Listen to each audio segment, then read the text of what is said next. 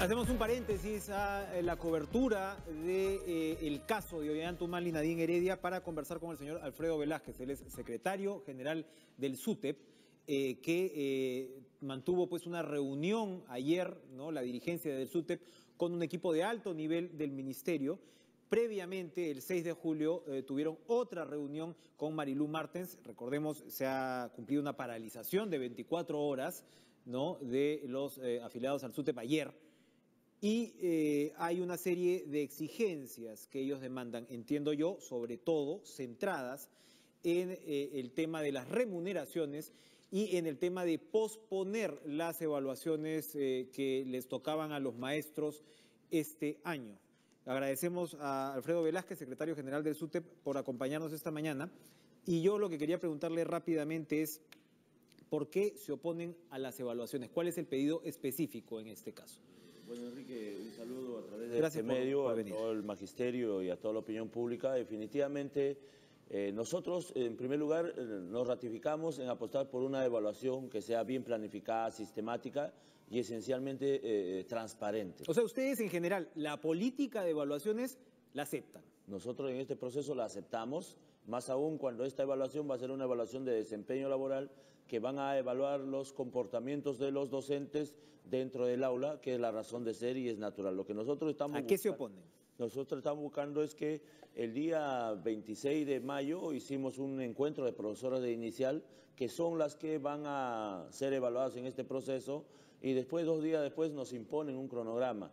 Y eso definitivamente ha causado una reacción. ¿Cuál es el cronograma? El cronograma es que empieza el 17 de julio, la evaluación de profesores de educación. Lo cierto es que los directivos, que van a ser los que van a evaluar, han pasado por un proceso de algunas horas, de 28 horas, de diplomado. Muchos de ellos no han sido acreditados. Entonces, y algunos especialistas del mismo modo. Nosotros decimos, si ellos no tienen la claridad, no tienen la profundización y el adecuado uso del manejo de los instrumentos, definitivamente hay una confusión y obviamente hay una mayor confusión en los maestros de inicial. Entonces, con la ministra el día 6 quedamos de que definitivamente es importante ese proceso de evaluación, pero antes de la evaluación debe haber un proceso de información, de masificación y de capacitación o actualización. Entonces, en ese sentido, estamos diciendo y estamos pidiendo, y los maestros han indicado, que definitivamente ese proceso de actualización, tanto para los directivos como para los docentes, debe darse antes de la evaluación. ¿Quieren un tema adicional de capacitación antes de la evaluación? La evaluación, me dice, está programada para el 17 de julio. Para el 17 ¿Ahorita? de julio. Ahorita nada más, la próxima semana. ¿Y esto sigue adelante? A partir de sus conversaciones con la ministra de Educación y con la alta plana del Ministerio de Educación, ¿qué se ha concluido? El día 6 de julio, la ministra, hemos tenido más o menos cerca de 3 horas, le hemos dicho, señora ministra, es importante poner énfasis en el proceso de capacitación y actualización, sabiendo que nosotros también habíamos firmado los compromisos con el gobierno el año pasado, y dentro de una de las prioridades decía que definitivamente se tenía que dar un programa de actualización para todo el magisterio. ¿Y qué respondió la ministra? La ministra en ese proceso ha estado analizándolo, están viendo este tema, no es un tema todavía cerrado. Ayer nos hemos reunido, hemos puesto énfasis en este proceso, hay todavía cierta dureza. Sin embargo, hoy día nos vamos a reunir a las 10 de la mañana. ¿Con ella? En el Ministerio de Educación con los altos funcionarios. Hemos indicado que busquen los mecanismos, las salidas, y a través de este medio también hacemos un llamado al Gobierno de la República para que tomen la decisión política, y sería un escenario favorable tanto para los docentes, para los directivos, y eso beneficiaría obviamente a los estudiantes. ¿Cuál es la alternativa que ustedes ofrecen? Es decir, ¿se brindaría la capacitación cuándo? Y en ese caso, la evaluación que estaba programada para comenzar este 17 de julio, ¿cuándo pasaría? Nosotros estamos planteando a partir de agosto que haya un proceso de actualización para todo el magisterio, y el próximo año, en el mes de marzo, se aplique la evaluación sin ningún problema. ¿Cuántos maestros tendrían que dar esta evaluación? Está programado para en este proceso algo de cerca de 5.600 maestros. Entonces nosotros estamos pidiendo que un poco corran el cronograma, y ahí no había ningún inconveniente, solo que se cualifique. Que lo corran 7 u 8 meses. Ahora, el otro tema, entiendo yo, en su pliego de reclamos es el tema salarial. Nosotros conversamos hace algunos días con la ministra de Educación, Marilú Martens, y ella señalaba que ahí ya se había mejorado la situación de los maestros para este año. Me parece que decía que el piso creo que iba a terminar en 1.700 soles. 1.680. 1.600, bueno, efectivamente, ¿no? Y que para el próximo año el piso mínimo se iba ya a establecer en 2.000 soles, que era la promesa que se había hecho. ¿Ustedes están pidiendo qué? ¿Que el piso mínimo ahorita sea 2.000 soles? ¿Qué tan...? Enrique, no, nosotros no mostramos nuestra radicalidad sin sentido ni sin razón. Nosotros No, por eso yo le estoy democráticos. preguntando cuál es su pliego. En este tema concreto hay que reconocer que se ha hecho los esfuerzos a partir de marzo 1780. Había una contradicción entre que primero lo aumentan a los nombrados y después a los contratados. ¿Ya? A los contratados decía en noviembre. Eso, con esta lucha y estos procesos, bueno, se ha adelantado a agosto. No es la solución definitiva, pero bueno, es un avance. Eso nosotros valoramos. O sea, se está homologando en este caso a contratados y nombrados con el techo de 1.800. A 1.780. 1.700. El entrampamiento es que dos tramos, un primer tramo en marzo y el otro tramo el próximo año, para llegar al piso salarial de 2.000 soles.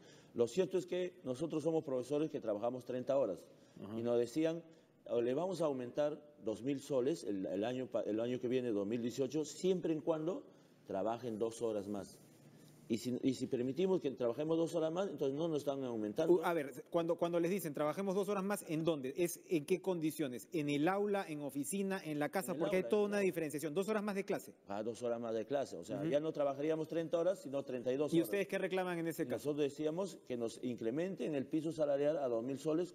Tal como están las cosas. Tal como está, conforme a los compromisos que nos hizo el gobierno, ¿no? Ya. En esa perspectiva ya se está avanzando, hay todo un proceso.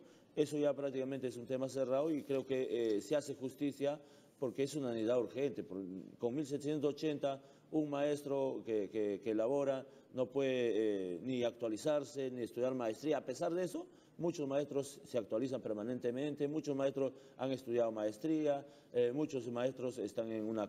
Dígame en términos porcentuales, dentro, en el cuerpo pues, de los maestros, ¿cuántos están en ese piso mínimo?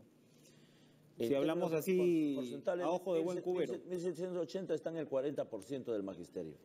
40%. O sea, la gran mayoría. Ya. Sí. Ajá. Sí. Ahora, de todas maneras, los pisos superiores se han también ido incrementando y entiendo yo, se supone que la carrera magisterial está pensada para que los plazos también se acorten, es decir, que determinados profesores puedan acceder a puestos de dirección, puedan acceder a niveles más altos, no en tanto tiempo, ¿verdad? Claro, antes era más tiempo, necesitamos de 30 años, ahora necesitamos solamente 21 años, ¿no? Eso Sin embargo, todo va a depender de las vacantes. Mire, por ejemplo, nosotros también estamos exigiendo que haya mayor cantidad de plazas para ascenso de escala. Este año va a haber ascenso de escala. Sin embargo, por ejemplo, para inicial, para postular a la 7ª escala, solamente hay una vacante. Se nos termina el tiempo. Yo quiero hacerle una pregunta muy rápida. La preocupación está muy centrada también en Cusco. Cusco cumple un mes de paralización por el lado de los maestros. ¿Ustedes apoyan esa huelga? Ustedes son el SUTEP, es el SUTE Cusco, quien se dice incluso que estaría pues vinculado al CONARE, a Pucallacta, que son facciones de conocida vinculación radical, incluso no con algunas correspondencias con quien defiende pues la ideología de Sendero Luminoso. ¿Qué opinan ustedes al respecto como SUTEP? Bueno, definitivamente para pertenecer al SUTEP, a la organización sindical, dice el estatuto, tienen que estar empadronados, como debe ser. Y los maestros tienen que respetar el estatuto y el reglamento.